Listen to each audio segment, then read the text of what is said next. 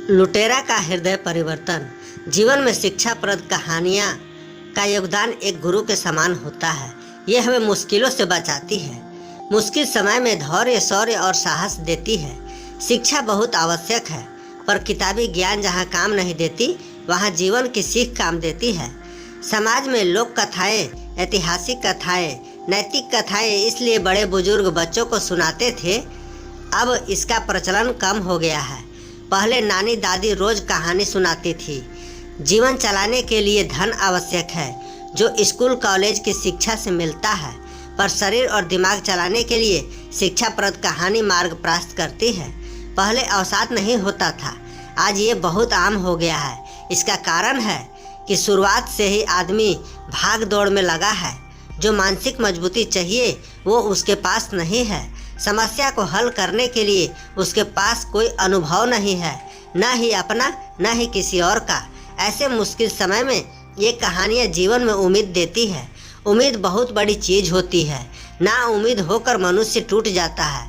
आप शिक्षाप्रद कहानियाँ पढ़ें, महापुरुषों की जीवनी कथाएँ पढ़ें, मुश्किल क्षणों में सहारा देगी। नैतिक कहानियाँ आपके जीवन में मूल्यों को बढ़ाती है। अपने देश संस्कृति की कहानियाँ पढ़ें, इससे आपको गर्व की अनुभूति होगी।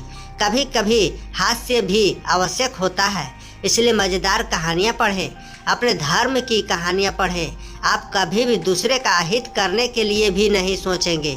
आप पंचतंत्र की कहानियाँ या हितोपदेश की कहानियाँ ही पढ़ें। आप पाएंगे इतनी छोटी छोटी कहानियाँ कितनी गूढ़ रहस्य की बातें कर रही हैं।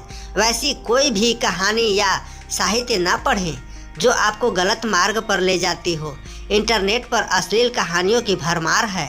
ये आपके मानव मस्तिष्क पर बुरा प्रभाव डालते हैं, जबकि जीवन में चरित्र जरूरी है।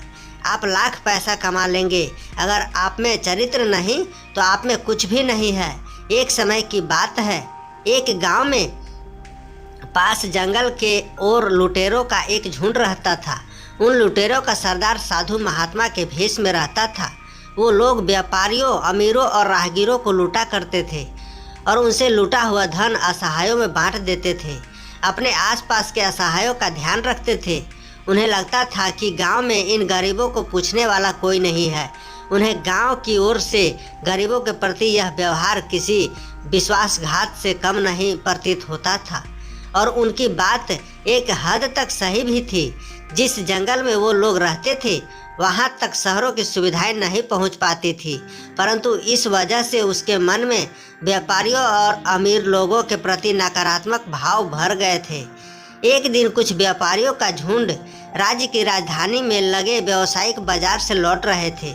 उनके पास व्यवसाय से कमाया हुआ बहुत सारा धन था, परंतु उन्हें उस रास्ते और जंगल के बारे में पता नहीं था। वो चलते चलते वहाँ पहुँच गए जहाँ वो लुटेरे लोग रहते थे।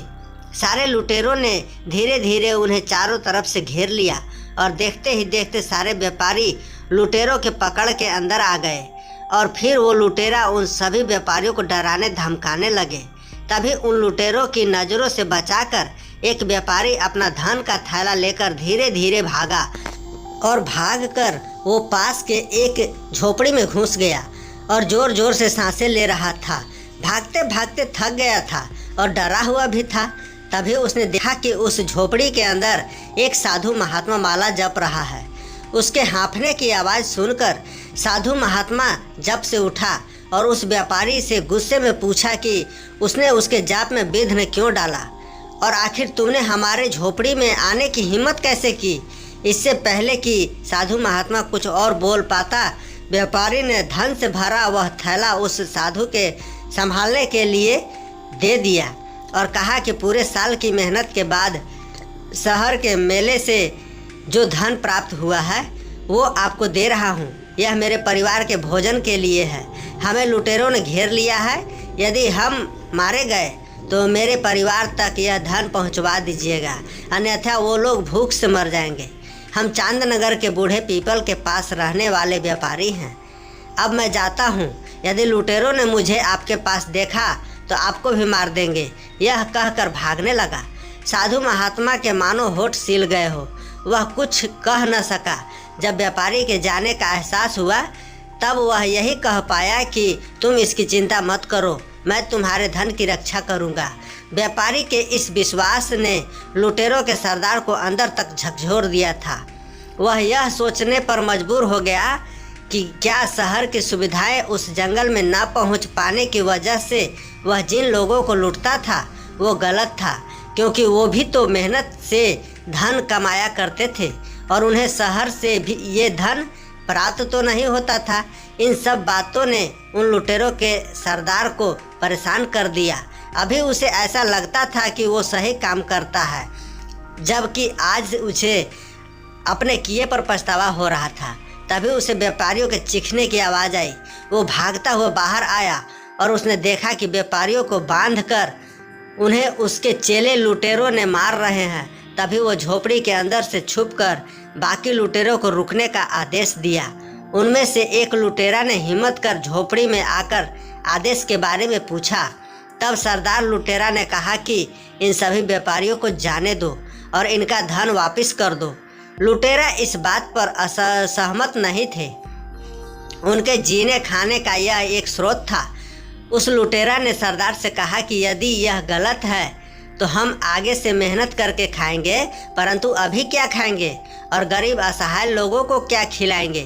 फिर सरदार ने कहा कि यदि ऐसी बात है तो लूट का आधा माल व्यापारियों को वापस कर दो और उन्हें जाने दो। इस पर सबकी सहमति बनी और व्यापारियों को आधा धन लौटाकर जाने की अनुमति दे दी गई। फिर हिम्मत कर व्यापारी अपना थैला लेने वापस झोपड़ी में आया और यह क्या, अपनी आंखों से सच्चाई देखकर वह चकित था। जिस साधु महात्मा को उसने अपना थैला दिया था, वह साधु महात्मा तो लुटेरों के टीमों का सरदार था। लूट के धन को वह दूसरे लुटेरों को बांट रहा था। यह सब देख व्यापारी वहां से निराश होकर वापस जाने लगा।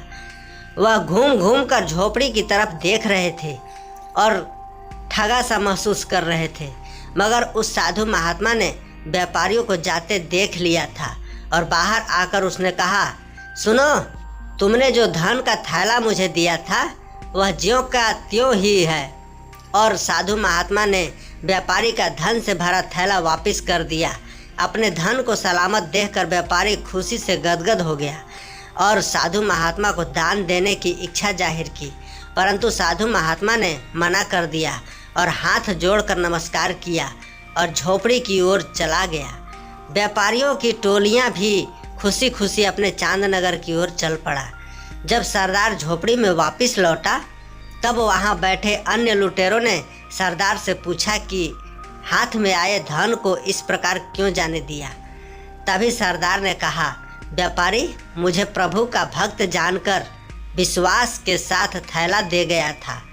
उसी कर्तव्य भाव से मैंने उसके थैले को वापस दे दिया। किसी के विश्वास को तोड़ने से सच्चाई और ईमानदारी हमेशा के लिए शक के घेरे में आ जाती है।